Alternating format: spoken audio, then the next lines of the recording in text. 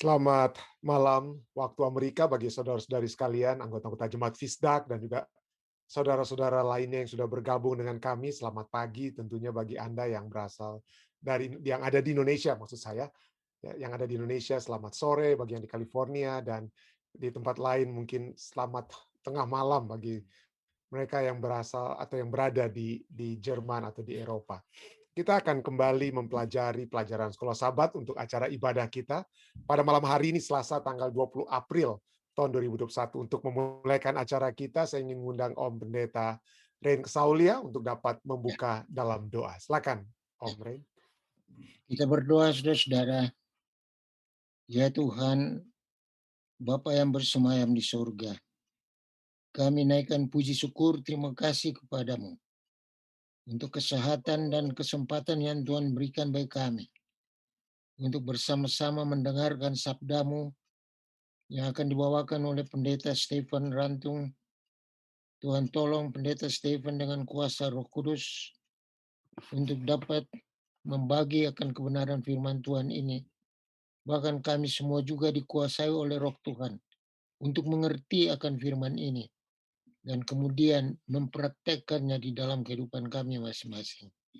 Engkau memberkati juga semua umat Tuhan, saudara-saudara kami yang sementara mengikuti acara ini, baik melalui Zooming ataupun melalui uh, sarana yang lain. Tuhan juga memberkati semua peralatan yang dipersiapkan. Terima kasih Tuhan, Engkau begitu baik bagi kami semua. Terpujilah namamu Tuhan, kehendak-Mu yang jadi. Kami sudah berdoa dalam nama Yesus yang adalah Tuhan dan penebus kami. Amin. Amin. Terima kasih banyak Om Rain. Baik saudara sekalian, kita memiliki satu pembahasan yang atau satu pelajaran yang sangat menarik yang akan kita pelajari bersama dari pelajaran Sekolah Sahabat kita untuk malam hari ini. Sepanjang minggu ini kita akan mempelajari tentang satu perjanjian kekal ya, satu perjanjian kekal. Kita sudah mulai tentang Yahweh dan perjanjian Abrahamis yang sudah dibahas oleh Pendeta Muda Tulus pada hari Minggu malam yang lalu. Lalu ke tadi malam atau Senin malam kita sudah mencoba untuk membahas sedikit tentang El Shaddai. Ya, Allah yang maha kuasa, kekuasaannya yang dapat ditunjukkan. Dan pada malam hari ini kita akan belajar tentang dari Abram menjadi Abram. Saya ingat mungkin beberapa waktu yang lalu saya sempat membahas sedikit tentang kenapa ada pergantian nama atau perubahan nama di dalam Alkitab. Dan saya pernah jelaskan kalau saya tidak salah bahwa nama itu pertama-tama terjadi oleh sebab adanya peristiwa yang terjadi pada saat kelahiran terjadi pada saat seseorang anak itu ada peristiwa yang diasosiasikan dengan pada saat kelahiran anak tersebut sehingga tidak heran Yakub, kata Yakub itu berasal dari kata ekef yaitu tumit, karena kenapa Yakub mencoba untuk menarik tumit kakaknya Esau atau saudara kembarnya yang lebih tua sedikit Esau, dan itulah sebabnya dia dinamai dengan nama Yakub ya. Tetapi juga nama itu dapat diberikan oleh sebab seperti yang juga akan kita pelajari pada malam hari ini, bagaimana itu juga diasosiasikan dengan karakter ataupun pengharapan-pengharapan yang dimiliki oleh seorang tua terhadap anak mereka yang dihubungkan dengan Allah, God is my judge, Daniel sebentar kita akan pelajari. Dan juga perubahan nama itu dapat terjadi oleh sebab misi-misi yang dikendaki yang dapat terjadi kepada seseorang, apa yang pada saat Allah mengubah nama seseorang, Allah ingin mengingatkan orang tersebut kepada misi, ya pekerjaan ataupun tugas yang harus menjadi bagian orang tersebut. Dan itulah yang kita akan lihat ya. Nah, pelajaran Sekolah Sahabat kita juga kita sudah lihat bagaimana Kejadian 17 ayat 7 adalah ayat sepanjang minggu ini sana dikatakan aku atau Allah akan mengadakan perjanjian antara aku dan engkau Abraham serta keturunanmu turun-temurun menjadi perjanjian yang kekal. Jadi siapa ini keturunan Abraham yang akan menerima perjanjian kekal tersebut? Nanti kita akan lihat dalam tambahan kita pada malam hari ini. Supaya aku menjadi Allahmu dan Allah keturunanmu. Siapa sekali lagi keturunan Abraham ini? Itu juga yang akan kita lihat. Tapi mari kita lihat pelajaran sekolah sahabat kita pada malam hari ini dari Abraham menjadi Abraham. Pelajaran kalau sahabat kita katakan, meskipun nama-nama Allah datang dalam pengertian rohani dan teologi yang penting, nama-nama itu tidak berakhir hanya pada Allah.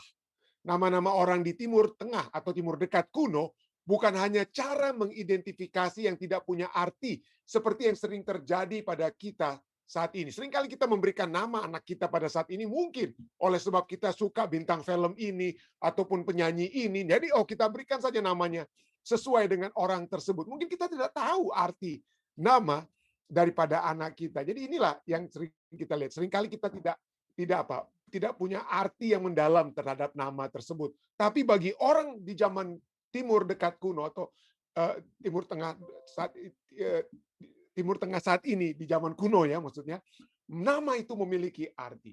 Memberi nama, pelajaran sobat katakan, memberi nama seorang anak perempuan Maria atau Susi tidak banyak berbeda dengan sekarang ini. Akan tetapi bagi bangsa Semitik, ya, kalau saat kita berikan nama itu tidak memiliki banyak arti, tapi bagi bangsa-bangsa Semitik, memberi nama seseorang memiliki arti dan biasanya terdiri dari satu anak kalimat atau kalimat pendek yang berisi harapan atau ekspresi rasa syukur orang tua. Sebagai contoh, Daniel artinya Allah, Allah adalah hakim, Dani, Allah adalah hakim. Yoel artinya Yahweh adalah Allah. Dan Nathan artinya pemberian. Tapi seringkali dihubungkan dengan pemberian Allah. Kenapa? Karena Nathaniel. Kalau ada L-nya itu ada Allahnya. Tapi kalau cuma Nathan itu hanya pemberi atau pemberian maksudnya ya. Kalau Nathaniel itu pemberian Allah. Oleh karena arti penting yang melekat pada nama-nama itu, maka nama sering diganti untuk menggambarkan satu perubahan hidup dan lingkungan seseorang yang radikal. Jadi kalau ada pergantian, itu tentunya ada satu peristiwa perubahan hidup ataupun lingkungan yang terjadi yang cukup radikal. Pelajari ayat-ayat berikut ini. Situasi apa saja yang sementara dikatakan dan mengapa nama-nama ini berubah pada situasi-situasi tersebut. Kejadian 32:28 berbicara tentang perubahan nama Yakub menjadi Israel ya. Kata orang itu yang bergumul dengan Yakub, namamu tidak akan disebutkan lagi Yakub tetapi Israel, sebab engkau telah bergumul melawan Allah dan manusia dan engkau menang. Kejadian 41:45 katakan, lalu Firaun menamai Yusuf, gantinya Yusuf dinamakan apa? Zafnaf Paaneah, serta memberinya Asnat anak Potifera imam di On kepadanya menjadi istrinya. Demikianlah Yusuf muncul sebagai kuasa atas seluruh tanah Mesir. Jadi dia atas satu peristiwa yang terjadi, dia ingin diangkat bagaikan menjadi orang Mesir. Makanya Yusuf orang Ibrani diganti namanya agar supaya dia dapat diterima dengan kata lain oleh orang-orang Mesir. Dalam Daniel 1:7, pemimpin pegawai istana itu memberi nama lain kepada mereka. Daniel dinamainya Belshazzar, Hananya dinamainya Sadrak, misal dinamainya Mesak, dan Azaria dinamainya Abednego. Kenapa? Karena mereka ingin diindoktrinisasi untuk dinyatakan bahwa Allah kalian itu sudah kalah dengan Allah Babylon. Allah Babylon itu sudah menang terhadap Allah kamu. Jadi Daniel, kamu Allah itu bukan lagi hakimu karena Allah itu sudah dikalahkan. Jadi kamu namanya menjadi apa? Belshazzar, ya. Menjadi Belshazzar. Kenapa?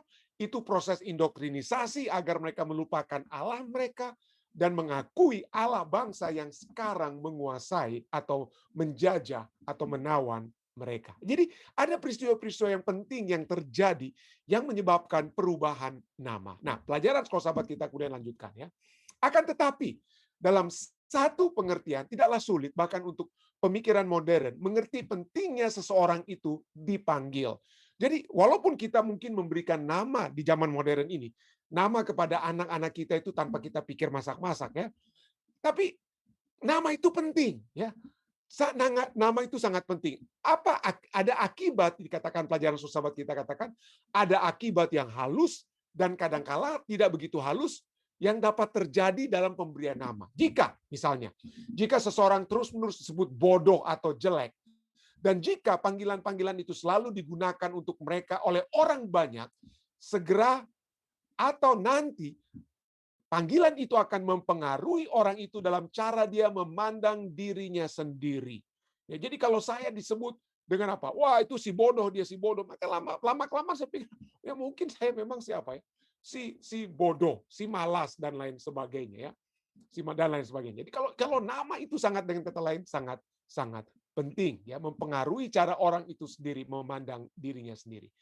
Dengan cara yang sama, pelajaran sahabat kita katakan, dengan cara yang sama memberikan seseorang nama tertentu atau mengubah nama-nama mereka, kelihatannya mungkin berpengaruh pada bagaimana mereka akan melihat diri mereka sendiri dan mempengaruhi cara bertindak mereka.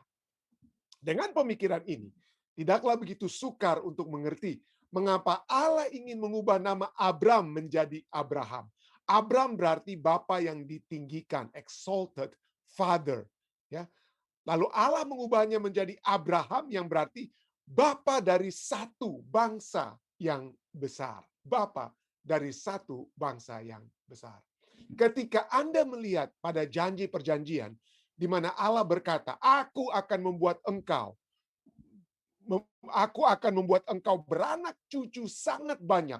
Engkau akan kubuat menjadi bangsa-bangsa. Dan daripadamu akan berasal raja-raja. Kejadian 17 ayat 6. Perubahan nama itu membuat pengertian yang lebih baik. Barangkali itulah cara Allah menolong Abraham percaya pada janji perjanjian yang dibuat ketika seorang tua berumur 99 tahun yang menikah dengan seorang wanita tua juga yang mandul. Maka itu akan menjadi satu apa ya?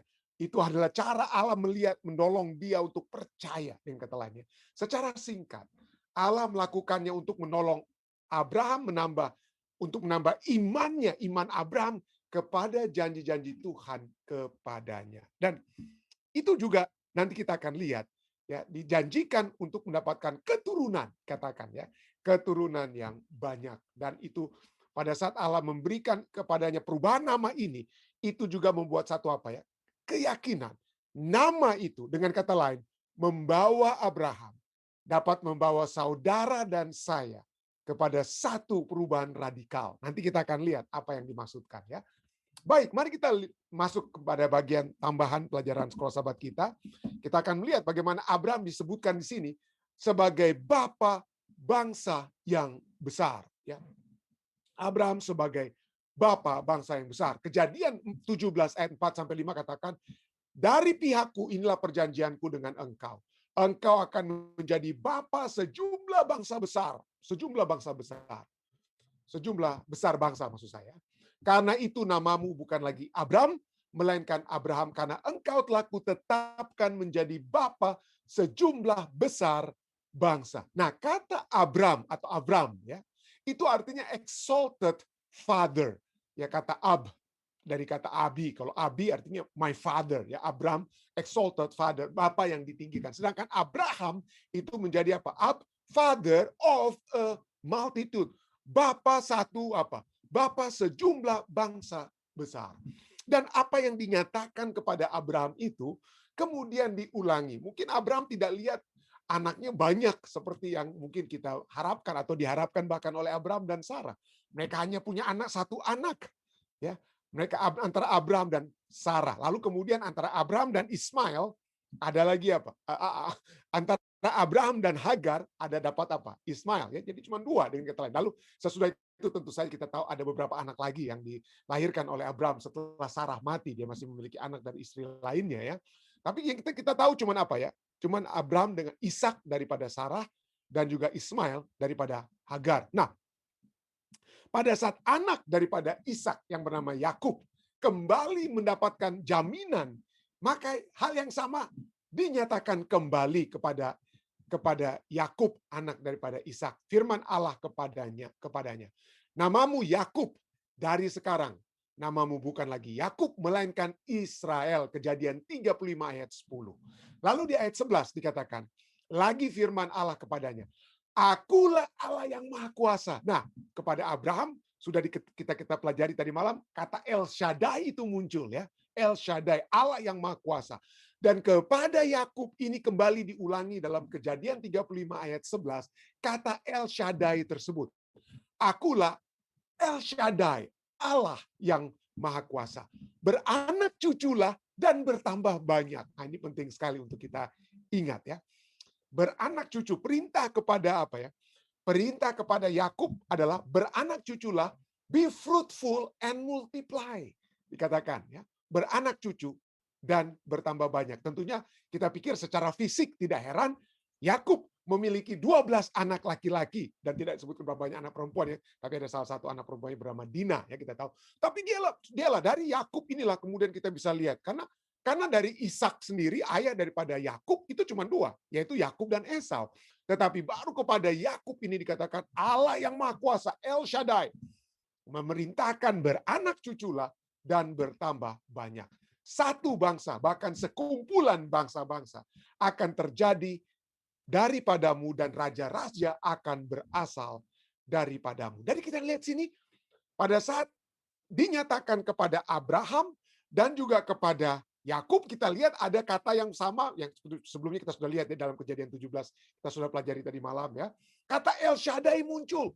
Ya, kata El Shaddai, Allah yang Maha Kuasa, Allah yang berkuasa, dia akan melaksanakan rancangannya dan tidak ada yang bisa menghentikan rancangan Allah tersebut.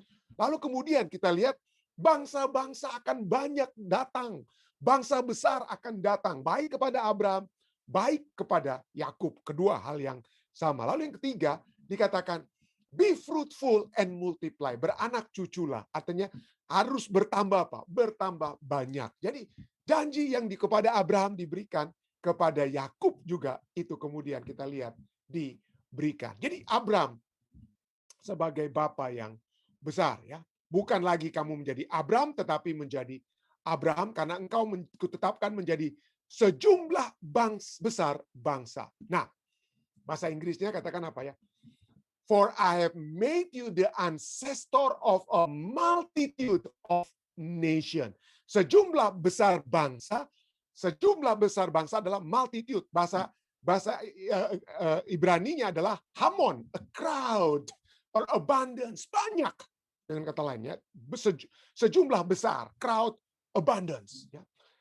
Kata hamon juga dapat berarti apa? Sound atau gurgling, murmuring, begitu. Artinya seperti bunyi artinya seperti air yang mengalir begitu ya. Jadi artinya banyak seperti air yang mengalir dengan begitu banyak, berbunyinya begitu hebat. Jadi itulah menggambarkan crowd atau abundance. Nah, kalau kita lihat cukup menarik ya. Kalau di bahasa dalam Kejadian 17 ayat 5, kata multitude itu digunakan bahasa Ibraninya itu hamon. Tapi pada saat ini diulangi dalam Kejadian 35 ayat 11 kepada Yakub ya. Gantinya menggunakan kata hamon untuk crowd atau abundance, kita melihat ini sekumpulan bangsa-bangsa. Nah, sekarang yang digunakan itu bukan hamon, saudara-saudara, tapi satu kata yang sangat signifikan, sangat penting. Kenapa? Nanti kita akan lihat. Ya, kata sekumpulan ya. Kepada Abraham dikatakan, telah kutetapkan engkau menjadi bapa bukan sekumpulan bangsa-bangsa, tapi sejumlah besar bangsa hamon. Tetapi kepada Yakub, pada saat disebutkan kepada Abraham, itu dia menyatakan jumlah crowd abundance, mungkin kita bisa lihat dalam bentuk secara spesifik itu adalah secara fisik. Tetapi coba kita lihat bahasa yang digunakan kepada Yakub. Karena kepada Yakub itu kita akan nanti lihat pada saat kita hubungkan dengan perjanjian baru. Itu bukan hanya dalam konotasi fisik, tetapi juga rohani. Ya, tetapi juga rohani. Dikatakan kepada Yakub, kenapa rohani ditekankan Yakub? Karena Yakub saat itu sudah punya banyak anak secara fisik. Tetapi kepada Yakub bukan lagi digunakan kata hamon, crowd or abundant, tetapi sekumpulan. Dan di sini kata sekumpulan itu bahasa Inggris, Alkitab bahasa Inggris katakan a company, a community, itu digunakan kata kahal. Kalau Anda yang pernah mempelajari doktrin tentang gereja, kata kahal, assembly, convocation, itu artinya juga adalah congregation, jemaat. Jemaat bangsa-bangsa atau congregation of bangsa-bangsa. Kata kahal ini, kalau di dalam bahasa Greka atau Yunaninya adalah eklesia. Ya.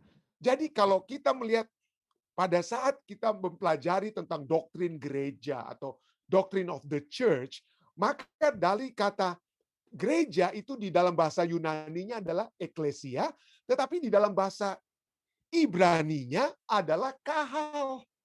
Ini adalah jaminan yang sudah diberikan kepada apa? Kepada Yakub. Ya, bahwa keturunannya itu termasuk adalah apa?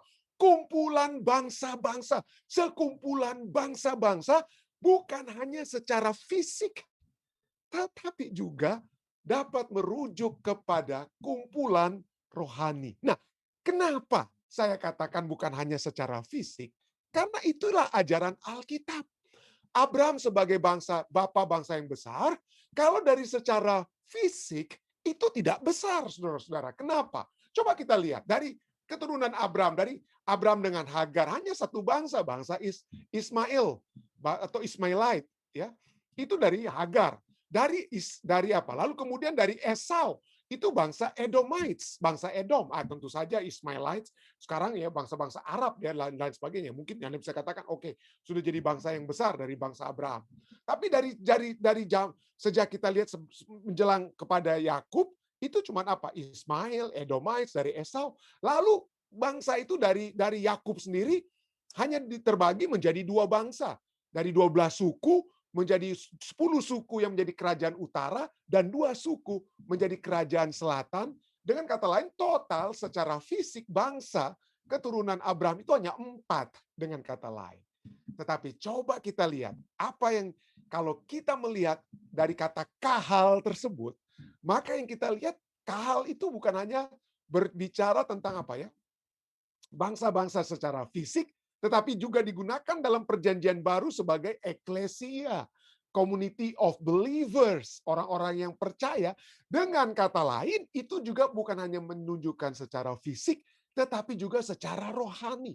Dan inilah ajaran Alkitab yang selengkapnya, bahwa keturunan Abraham itu bukan hanya secara fisik keturunan Abraham, tetapi keturunan Abraham juga adalah keturunan Abraham secara rohani. Tidak heran Galatia 3 ayat 6-7 katakan apa?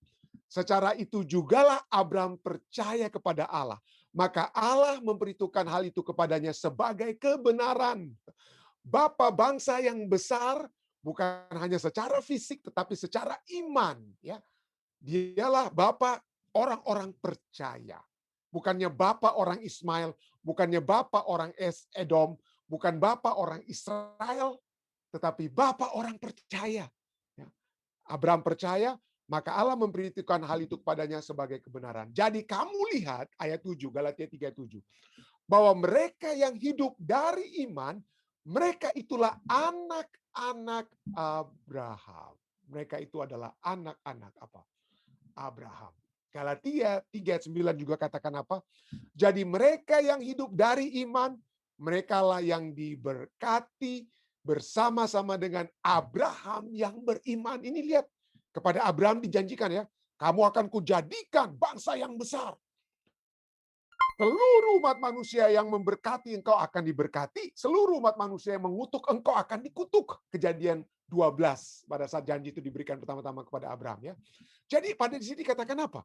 Berkat itu disalurkan melalui Abraham baik secara fisik maupun secara rohani atau spiritual. Tidak heran Galatia 3 ayat 29 katakan apa? Dan jikalau kamu adalah milik Kristus, ya, kamu adalah milik Kristus. Jika saudara dan saya adalah milik Kristus, maka kamu juga menurut firman Tuhan, Alkitab katakan apa? Maka kamu juga adalah keturunan Abraham dan berhak menerima janji Allah. Wah, kita mendapatkan covenant oleh sebab kita di dalam Kristus. Pada saat kita di dalam Kristus, maka kita adalah anak-anak atau keturunan daripada Abraham, ya, keturunan dari Abraham. Tidak heran, perintah kepada kita bangsa-bangsa itu yang menjadi bangsa-bangsa keturunan Abraham itu siapa saja yang percaya, yang menjadi murid Yesus. Matius 28:19, pergilah jadikanlah semua bangsa muridku, baptiskanlah mereka dalam nama Bapa, Anak dan Roh Kudus. Kisah 26 ayat 20 katakan, tetapi mula-mula aku memberitakan kepada orang-orang Yahudi di Damsyik. Betul, mereka lah secara fisik mereka lah keturunan Abraham, ya.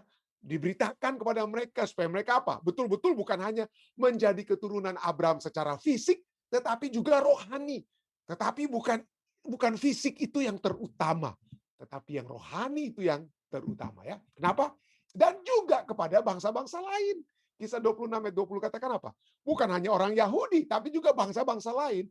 Bahwa mereka harus bertobat dan berbalik kepada Allah. Serta melakukan pekerjaan-pekerjaan yang sesuai dengan pertobatan itu. Nah, inilah pelajaran yang menarik. Dapat poin kedua yang sangat penting juga. Yang harus kita lihat. Apa arti kita menjadi anak-anak Abraham? Apa itu artinya? Kita seringkali berkata, oh ya, betul pendeta, kita ini semua adalah anak-anak Abraham ya. Oh bukan hanya anak Abraham pendeta, kita adalah umat-umat sisa. Kita adalah umat-umat sisa, titel kita adalah umat-umat sisa. Sisa yang percaya, yang menurut kepada hukum-hukum Allah, dan percaya atau memiliki kesaksian Yesus. Wah seringkali kita membanggakan titel kita. Ya, kita sebagai apa? Bangsa keturunan Abraham, dan yang paling sisa. Yang terakhir ada menjelang kedatangan Yesus yang kedua kali. Tapi kalau kita hanya berhenti, hanya memegang secara titel tersebut, maka kita tidak beda jauh dengan orang Yahudi. Kita tidak beda dengan orang Yahudi yang gagal, saudara ya. Kenapa? Poin yang penting di sini katakan apa? Bahwa kita harus bertobat dan berbalik kepada Allah, serta melakukan pekerjaan-pekerjaan yang sesuai dengan pertobatan itu. Kalau kita mau disebut sebagai anak-anak Abraham, Abraham adalah bapa kita, dan kita akan menerima janji-janji berkat daripada Abraham, menerima satu covenant, ya, perjanjian yang Allah sudah bertaruhkan dengan nyawanya sendiri, dengan kata lain. Maka kita harus bertobat dan berbalik kepada Allah. Dan melakukan pekerjaan-pekerjaan yang sesuai dengan pertobatan itu. Tidak bisa kita, dengan kata lain seperti bahasa Menadonya, duduk manis-manis sebagai umat Tuhan, saudara. Nggak bisa hanya duduk-duduk manis. Percuma kita menjadi umat sisa kalau hanya duduk-duduk manis. Tidak bertobat, tidak berbalik, tidak melakukan pekerjaan-pekerjaan yang sesuai dengan pertobatan itu. Kenapa? Karena kalau kita ingin terus-menerus sebagai orang yang telah diselamatkan oleh kasih karunia Kristus, yang berada di dalam Kristus, menjadi anak keturunan Abraham, memiliki keselamatan oleh sebab Yesus yang sudah mati, maka kita terus harus mempertahankan satu kehidupan sebagai anak Abraham atau keturunan Abraham yang sejati. Apa itu? Kejadian Kisah 26 ayat 20 katakan, bertobat berbalik pada Allah serta melakukan pekerjaan yang sesuai dengan pertobatan itu. Pekerjaan apa? Nah, kalau kita melihat pekerjaan pertama-tama yang dimintakan kepada Yakub, mungkin kita pikir hanya secara fisik, beranak cuculah dan apa? Bertambah banyak. Tapi bahasa Inggrisnya katakan apa? Beranak cuculah bertambah banyak itu artinya be fruitful and multiply. Dan kita sudah lihat bahwa be fruitful and multiply ini bukan hanya memiliki arti secara fisik, bahwa kita sebagai umat-umat Tuhan di akhir zaman harus punya banyak anak secara fisik. Bukan, saudara ya. Secara spiritual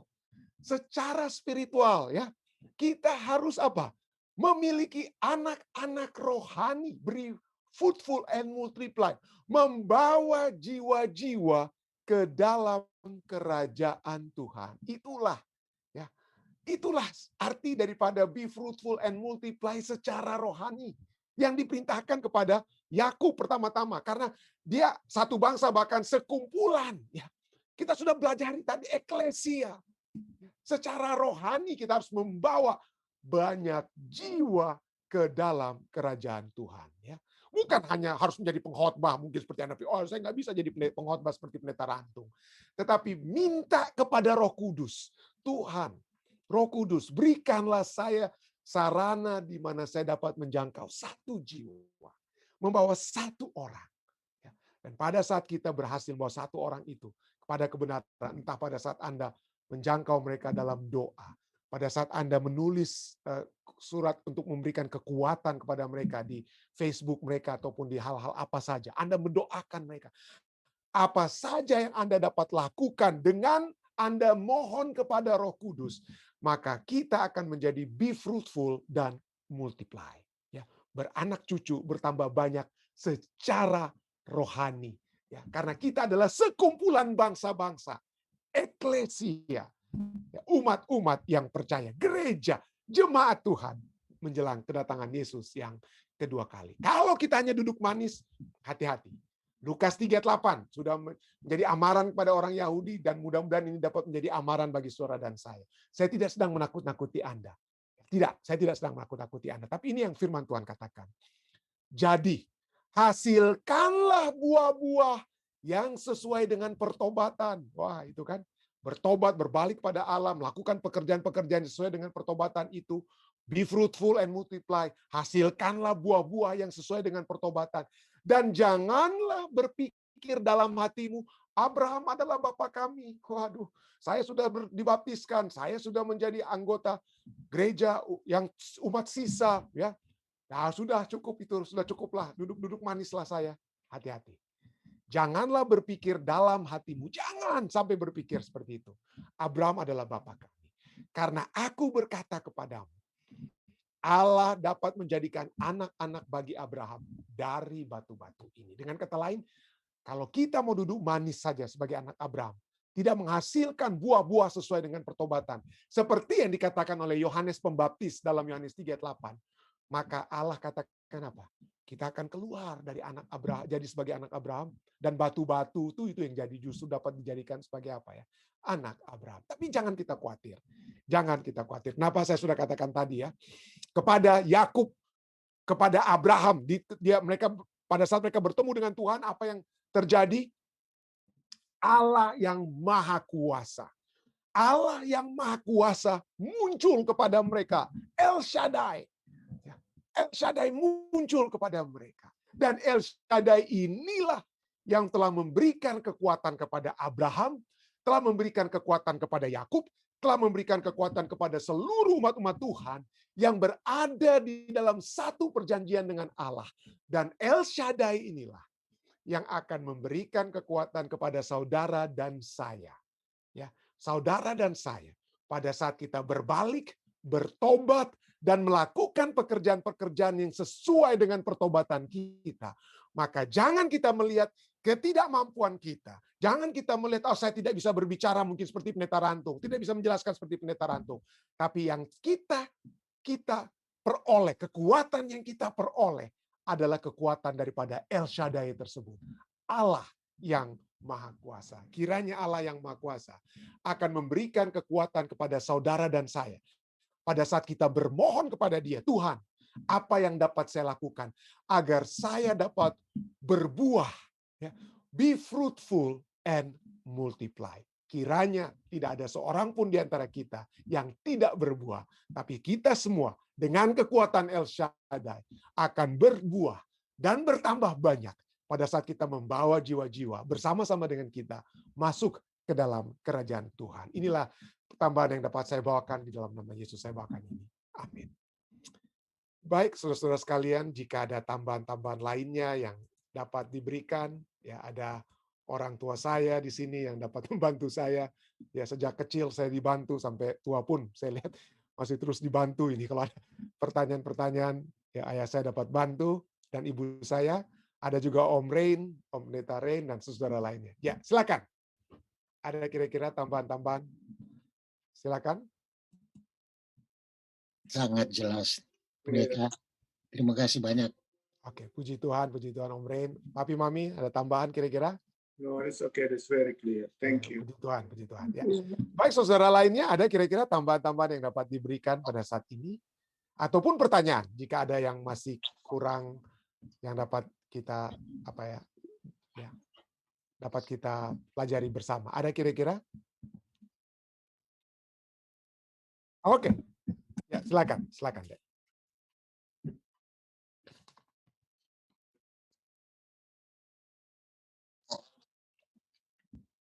Ya, silakan.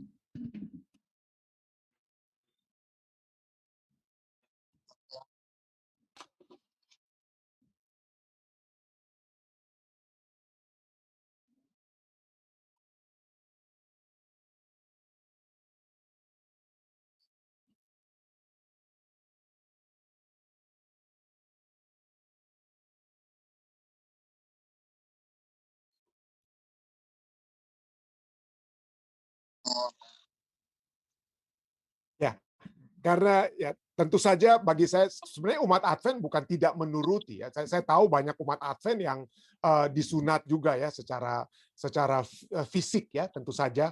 Karena bagi saya pribadi itu adalah satu hal yang sangat baik secara dari segi kesehatan dan lain sebagainya ya. Jadi saya tetap percaya tentang sunat khatan ya dengan kata lain ya secara fisik ya. Tetapi tentu saja kita mengetahui dari penjelasan-penjelasan dari Perjanjian Baru Rasul Paulus yang mengatakan bahwa firman Tuhan itu bukan lagi di loh batu, tetapi biarlah itu di dalam hatimu. Dan bukan itu saja. Sunatmu itu bukan lagi sunat kulit katanmu, tetapi sunat hatimu. Jadi percuma, dengan kata lain, percuma kalau kita bersunat secara luar, ya, tetapi secara lahiriah ya, di luar, tapi secara batiniah kita tidak disunat. Nah, orang-orang Yahudi di zaman Rasul Paulus atau di zaman Alkitab, mereka sangat membanggakan yang luar-luarnya itu, yang lahiriahnya itu. Oh, kami ini keturunan Abraham. Oh, kami bersunat. Kalian tidak bersunat. Yang tidak bersunat itu dianggap apa? Kafir. Makanya kita tidak heran di dunia lah, atau di Indonesia juga ya, ada agama-agama tertentu yang melihat kalau orang yang tidak disunat itu dianggap orang kafir. Ya, karena itu seakan-akan yang menjadi satu apa ya? Yang menjadi satu hal yang bahwa itulah tanda bahwa mereka adalah sebagai umat Allah atau pengikut Allah yang sejati pada saat mereka disunat secara luar atau lahiriah. Dan itu bukan hanya oleh orang-orang Yahudi atau beberapa agama yang ada di dunia saat ini yang membanggakan sunat secara luar, tapi poinnya utama adalah hati itu yang lebih penting.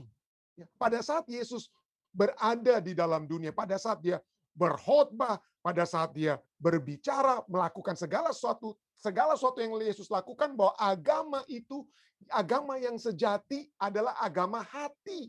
Yang sejati adalah dari hati, bukan dari luar. Dan itulah yang menjadi penekanan. Itulah yang menjadi penekanan. Sehingga yang ditekankan itu baiklah, seperti tulisan saya tidak siapkan saat ini, terus terang ya, ada begitu banyak tulisan-tulisan Rasul Paulus yang menekankan bahwa sunat itu seperti di dalam Yeremia, bahwa sunat yang terutama itu adalah sunat daripada hati kita, ya, hati yang dikikis daripada apa? Dosa-dosa tersebut, hati yang apa? Terpisah, diputuskan, dipisahkan daripada dosa, hati yang hanya berfokus kepada Allah. Jadi itulah sebabnya mungkin yang dapat saya katakan sehubungan dengan sunat. Mungkin ada tambah dari orang tua saya atau Om Rain, silakan. Jadi sunat hati ya. Baik, jika tidak ada, mudah-mudahan ada lagi yang mau bantu saya untuk menjawab pertanyaan tersebut, silakan. Benar. Ya, ya. Baik, terima kasih. Ada lagi deh mungkin pertanyaan tambahan selain. Oke, silakan.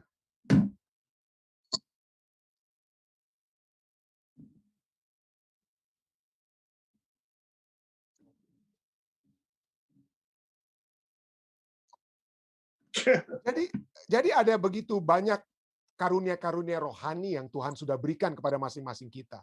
Ada yang menjadi evangelis, ada yang menjadi guru, dan lain sebagainya kita lihat ya.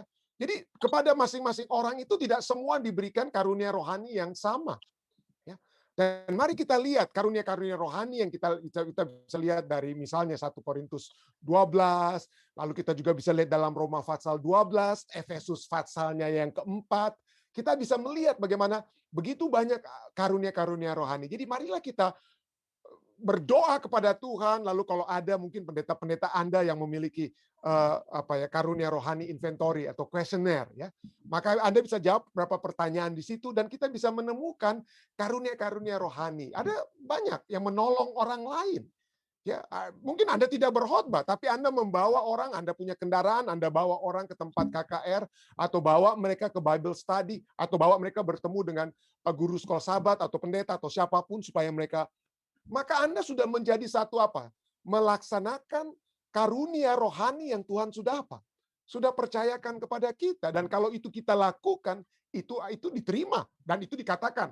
Pada saat ada perumpamaan tentang talenta, pada saat kita ada yang diberikan 5, 3, dan 1, dan mereka apa? Lipat gandakan, mereka kembangkan, pada saat itu, pada saat mereka melakukan apa yang sudah diberikan kepada mereka, maka dikatakan kepada mereka, baiklah engkau, sabarlah engkau hai hamba yang apa? Setia, masuklah ke dalam apa? Persekutuan atau perjamuan dengan Allah, dengan kata lain. Tapi pada saat kita bahkan karunia rohani yang kita miliki kita tidak kembangkan, maka ya sangat disayangkan kita tidak menerima dalam tanda kutip seperti yang dinyatakan tadi mahkota tersebut. Tapi marilah kita lihat sekali lagi. Satu Korintus pasal 12, Roma pasal 12, dan Efesus pasal 4 untuk melihat karunia-karunia rohani yang Tuhan sudah percayakan kepada kita untuk kita kembangkan. Ya, terima kasih, Pendeta Bunho. Baik, ada lagi mungkin saudara lainnya, pertanyaan lainnya, silakan.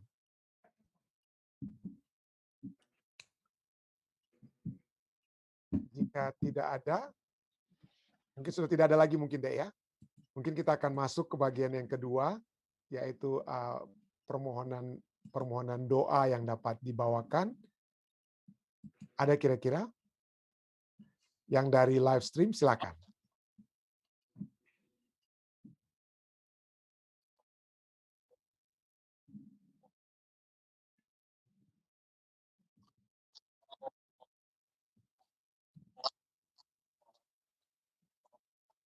Oh, oke.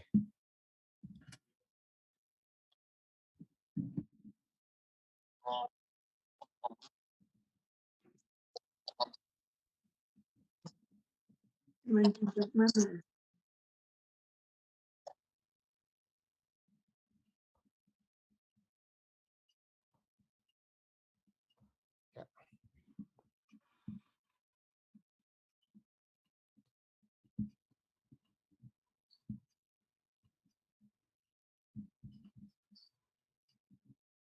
Baik, ada lagi yang lainnya?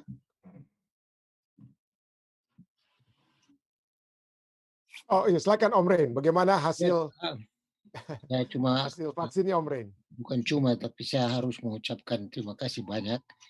Kemarin saya dengar juga kami didoakan dan juga Glenn didoakan, dan semua doa ini kami percaya didengar oleh Tuhan. Dan tadi baik sekali saya dan Ibu Kesolnya ke sana. Memang tidak rasa sakit apa-apa, sampai sekarang juga pikir-pikir mau sakit, tapi cuma rasa lelah gitulah. Amin, puji Tuhan Om. Terima kasih. Terima kasih, puji Tuhan Om. Ya, ada lagi yang lainnya? Saya mau Oh ya, terima silakan kasih Ibu. Ya. Pendeta, saya minta didoakan kemarin karena saya saksikan yang anak muda Adrian kemarin. Kumat ya. Ya, begitu tiba-tiba tanpa gejala, setelah dioperasi cepat sembuh, dan sekarang menurunnya juga cepat gitu. Jadi sekarang dalam keadaan ya mungkin sudah divonis sama dokter, tapi ya Tuhan punya rencana. Oke. Terima kasih Pak Pendeta. Tolong Sama-sama. doakan terus. Ya. Karena dia kayaknya sudah, kalau dokter sih ya seperti kata Pak Pendeta kan kita manusia hanya itu, tapi Tuhan saja yang bisa menentukan yang terbaik. Terima kasih Pak Pendeta. Ya. Terima kasih Ibu Jana, kita akan doakan. Baik, ada lagi saudara lainnya? Bagaimana, ada lagi yang dari live stream, Dek?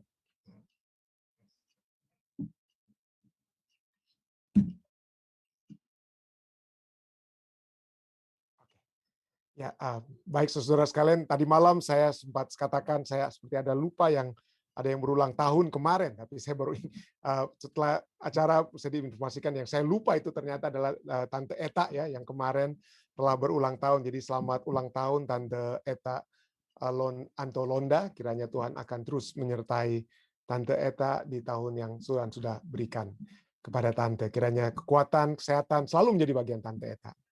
Baik saudara sekalian, jika tidak ada lagi, mari kita bersatu dalam doa.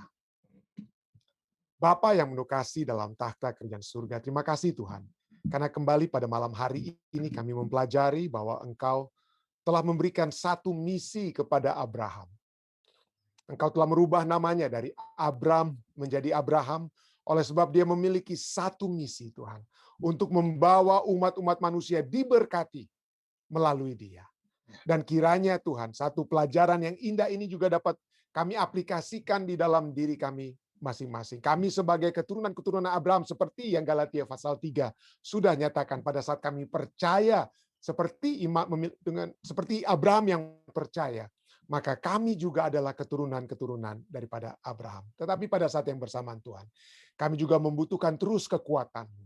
Karena pada saat kami menjadi keturunan-keturunan Abraham, maka misi Abraham tersebut, Tuhan, haruslah juga menjadi misi kami.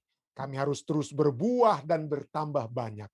Kami tidak hanya dapat duduk manis, dengan kata lain, tetapi kami harus berusaha mengembangkan setiap karunia-karunia rohani yang Tuhan sudah percayakan kepada masing-masing kami, sehingga banyak orang-orang lain juga, Tuhan, yang dapat dibawa masuk ke dalam kerajaan-Mu.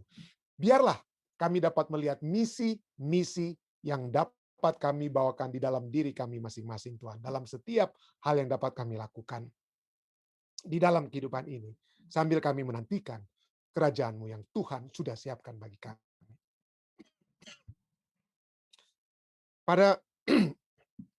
Pada malam hari ini juga, Tuhan, kami datang untuk mengucap syukur. Kami tahu Engkau adalah Allah yang Maha Kuasa, Engkau adalah Allah yang telah memberikan kekuatan kepada kami semua.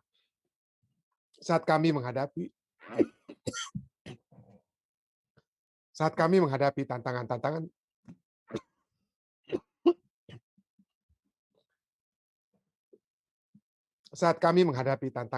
kehidupan, Engkau memberikan kelepasan dan kelegaan kepada kami. Tuhan, kami bersyukur karena Om Willem dan istrinya akan mendapatkan vaksin yang kedua besok.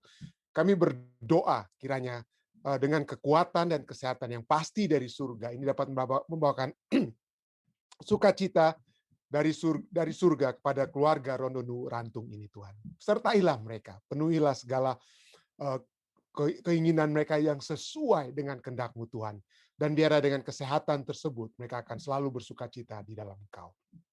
Kami juga bersyukur karena kemarin Om Rain dan Tante Evelyn juga sudah mendapatkan vaksinasi yang pertama, dan tidak ada hal-hal yang tidak diinginkan telah terjadi sesudah vaksinasi tersebut. Kami terus berdoa, Tuhan, kiranya Engkau terus memberikan kekuatan kepada Om Rain dan Tante Evelyn, dan itu dapat menjadi satu sukacita yang besar, bukan hanya bagi Om Rain, Tante Evelyn, dan anak-anak dan cucu-cucu, tapi kami semua, karena kami tetap dapat menerima berkat yang Tuhan salurkan melalui apa yang Om Rain dan Tante Evelyn juga dapat lakukan.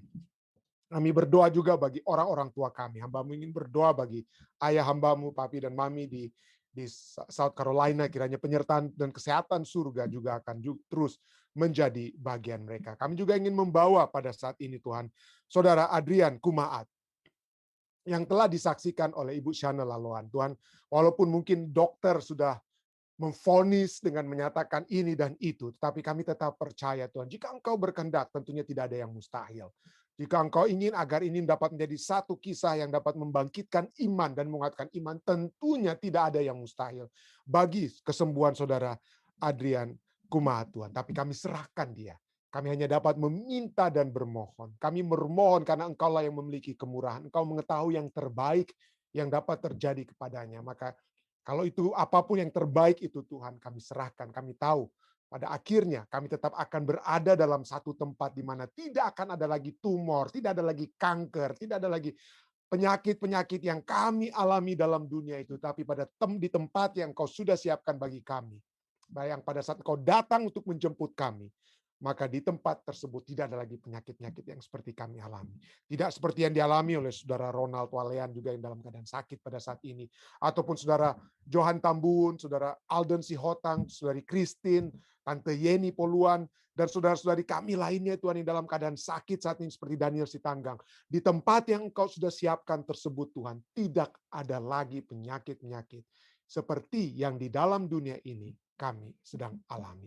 Kami berdoa, Tuhan, kiranya jika Tuhan berkehendak, tentunya kesembuhan seperti yang berangsur-angsur terjadi kepada Pendeta Bunhok dapat juga terjadi kepada nama-nama yang tadi hamba sebutkan. Tuhan, biarlah itu dapat menjadi satu sukacita besar yang dapat terjadi kepada siapa saja yang memperoleh kesehatan dan kesembuhan dari surga. Hamba-Mu juga ingin membawakan Bapak dan Ibu Simanjuntak di Parompong, Tuhan. Jamahlah mereka. Berikanlah kekuatan iman kepada mereka. Satu kepastian bahwa Tuhan tidak tinggalkan mereka. Tuhan ada bersama-sama dengan mereka untuk membawa mereka tetap memiliki sukacita di dalam penyakit sekalipun. Damai di dalam rasa sakit sekalipun yang mereka alami pada saat ini. Dan dengan demikian Tuhan, maka kami akan selalu memuji dan membesarkan nama-Mu. Kami juga ingin memuji dan membesarkan nama-Mu Tuhan, bersama-sama dengan Tante Eta dan Om Bernie di Colorado, Tante Eta yang kemarin telah merayakan ulang hari di mana Tuhan sudah memberikan kesempatan kehidupan kepadanya. Kami bersyukur kiranya Tuhan akan terus memberkati Tante Eta dan memberikan kepadanya selalu kekuatan kesehatan yang pasti dari surga. Dan semua rencana-rencana surga yang dapat terjadi dalam kehidupan Tante Eta dan Om Bernie, kiranya itu terjadi untuk kepujian dan kemuliaan nama-Mu Tuhan. Dan pada malam hari ini juga Tuhan, hamba-Mu ingin berdoa bagi keluarga Tombeng, bagi Bapak Harold Tombeng dan Ibu Ani, bagi Andy dan Angel. Kiranya Tuhan akan selalu menuntun keluarga ini Tuhan, dalam segala pergumulan kehidupan mereka. Bantulah mereka Tuhan. Dalam segala tantangan-tantangan kehidupan, biarlah Engkau akan bersama-sama mengarungi tantangan tersebut bersama dengan mereka. Sehingga hanya dengan kekuatan iman yang Engkau berikan, mereka akan selalu bersukacita dan memiliki damai di dalam Engkau. Hamba-Mu juga ingin berdoa bagi Belva Wanta, Tuhan. Di masa mudanya, kiranya rancangan-rancangan surga dapat terjadi dalam kehidupannya. Semua rencana yang dia sudah rencanakan, biarlah itu adalah rencana surga juga yang dapat terjadi dalam kehidupan Belva. Dan urusan-urusan keimigrasian dan hal-hal lainnya, kiranya juga akan berjalan sesuai dengan kehendak-Mu.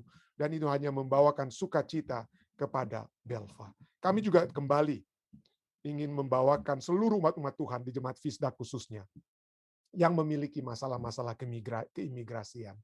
Tuhan, jauhkanlah rasa cemas dari dalam diri mereka. Biarlah mereka tetap berpegang kepada El Shaddai yang memiliki kuasa, melebihi kuasa manusia siapapun atau apapun. Biarlah mereka merasa yakin bahwa Tuhan akan menuntun mereka menghadapi tantangan keimigrasian, karena tantangan keimigrasian itu kecil dibandingkan dengan kebesaran-Mu. Hamba-Mu juga ingin terus berdoa bagi Melinda Walanda. Kiranya El Shaddai yang memiliki kuasa akan memberikan kepadanya penghiburan yang sejati, sehingga kehilangan ayah, walaupun itu menyedihkan, sangat menyakitkan, tetapi penghiburan dari surga akan membawakan damai yang sejati kepada Mel.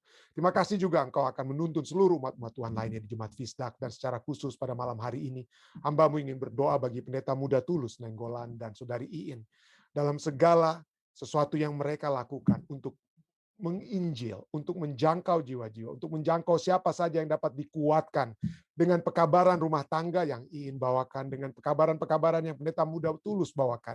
Kiranya semua itu dapat menjadi buah-buah yang harum dan dapat membawa jiwa-jiwa datang kepadamu Tuhan. Berkatilah juga keluarga mereka.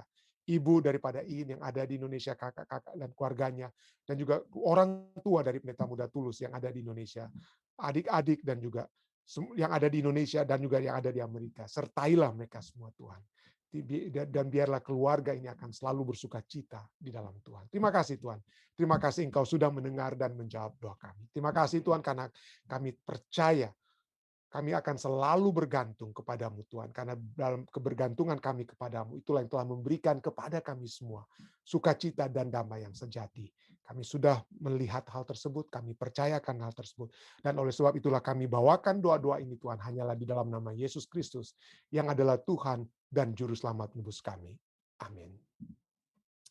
Sekali lagi terima kasih saudara sekalian yang sudah bersama-sama dengan kami pada saat ini di Jemaat Fisdak. Sampai bertemu kembali besok malam di acara ibadah kita. Kita akan kembali mempelajari satu pelajaran yang menarik ya, yang kita akan pelajari bersama. Sampai bertemu. Sekali lagi tetap ikuti prosedur kesehatan. Ya, pandemik belum berakhir. Ya, tapi mari kita tetap percaya kepada Tuhan dan melakukan yang dapat kita lakukan untuk mencegah penyakit ini semakin merajalela. Tuhan memberkati kita semua. Stay safe dan stay healthy.